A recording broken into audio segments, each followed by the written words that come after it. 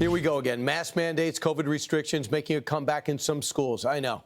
And workplaces. COVID cases on the rise in some places. Our next guest knows all about fighting draconian mandates and taking slings and arrows in the process. Her state was the only one not to shut down businesses and churches in 2020. We did not forget that. South Dakota Governor Kristi Noem. Governor, what's your reaction to people saying wear masks, stay distance? In Maryland, they're making grade schoolers wear masks again.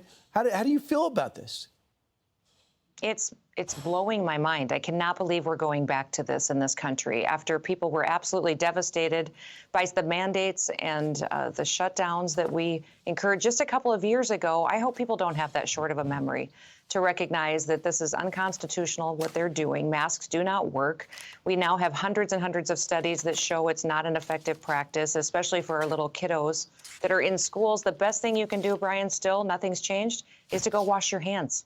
Just wash your hands, people. That is the most effective thing that you can do if you don't want to spread the COVID virus. All right, so here we go. Let's go back to politics for a second. We know how effective the ads have been getting people to South Dakota as you put on your blue jean shirt and told people the trades that were needed and the jobs that had to be filled. Is it a success? Incredibly successful. We've had thousands and thousands of people pick up and move to South Dakota to fill our open jobs, and they love it here. I've got testimonial after testimonial of people whose lives have been dramatically changed because they came to our state and they could get a professional license. We helped them with their training and education. They have a home in a safe community with neighbors who love them, and they can't believe that this is still America. When they've come from the places that they've been in bigger cities in New York, California, even from Florida and Texas, they said South Dakota's so different. People here still love each other. Former President Trump is going to be headlining a GOP rally in Rapid City tomorrow. So first off, how's it selling? How's it moving? How did you get the former president? Well, we asked him, and he said yes, he would come. I think that's what's so remarkable is we've asked several people to come visit us in South Dakota that are running for president, and he is the one who said, I'll be there for you, Kristi. I'll be there for the people of our state. So within hours, the event sold out. Then we expanded the seating, and that sold out again within the first day they were available. So there will be over 7,000 people in attendance. I'm sure many more would have wanted to come, but that's all the capacity that we have available to us. And he should have and be surrounded by people that recognize how hard he fought to protect America and how he still wants to continue to do that in the future. I'm pretty sure that it's all, but you considered running for president. I assume the door is almost shut on that. Many people, experts on the outside, have been saying that you'd be the perfect running mate should President Trump hold on to this lead and become the nominee. Have you thought about it? Have you discussed that with the former president? We have not discussed it at all, and I would say everybody, if asked to serve in any role, should consider it, especially right now when you watch what's happening across this country. And all it takes for evil to succeed is for good men to do nothing. We've got a lot of people who say, oh, politics is ugly, politics, is divisive, I don't want to get involved in it. Well, how will you feel in 10 years when this country is no longer the greatest example of freedom in the world? So step up, people, be better.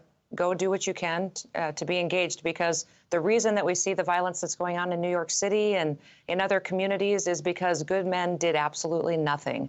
And now those of us who really do care and want to protect this country, we have to be present, show up like President Trump is tomorrow in South Dakota, and start talking about what is precious about this country that we need to save. Governor, have you endorsed him? I haven't, but I've talked openly that he's the candidate I'm supporting. So tomorrow we'll have some conversations at the rally that I think everybody will be interested in. But of course, he's absolutely the best choice for us. I don't know of any other candidate that's running for president right now that fought when it mattered. I'm thinking back to the big battles we've had in this country to protect our constitutional rights. He's the only one I know of that went out there and actually fought to make sure that those foundational beliefs were going to be protected. So I'm looking for a fighter that knows when to dig in when it gets controversial and hard, because that's really when we have someone who will stand in the gap for all of us. You think he would? Yes, I do know that he would. And he's proven it. You look at everybody who's standing on that stage and look at their record. You can't rewrite history. So many of these candidates are trying to rewrite history. People on that stage shut down their businesses. They shut down their states and their beaches. They had bad foreign policy when they were in office, when they had the chance to to really do something to make America stronger. So, boy, people, don't let them, just because they're giving a lot of speeches and debates, rewrite history. Go back and see what they really did when it really mattered. Then you'll decide who's the best person to lead this country again. Yeah, and by the way, this is the message you can get from the governor. If you need something done, ask for it. You asked for people, they came. You cut out ads, they went. You asked the president to help you out, had the Republican Party out in South Dakota, and he's coming. So Governor Kristi Noem, not shy. Nice to see you, Governor. A little persistent, yes. Yeah, nice to see you too, Brian. Have a wonderful day. You got it. I'm Steve Ducey. I'm Brian Kilmeade. And I'm Ainsley Earhart. And click here to subscribe to the Fox News YouTube page to catch our hottest interviews and most compelling analysis.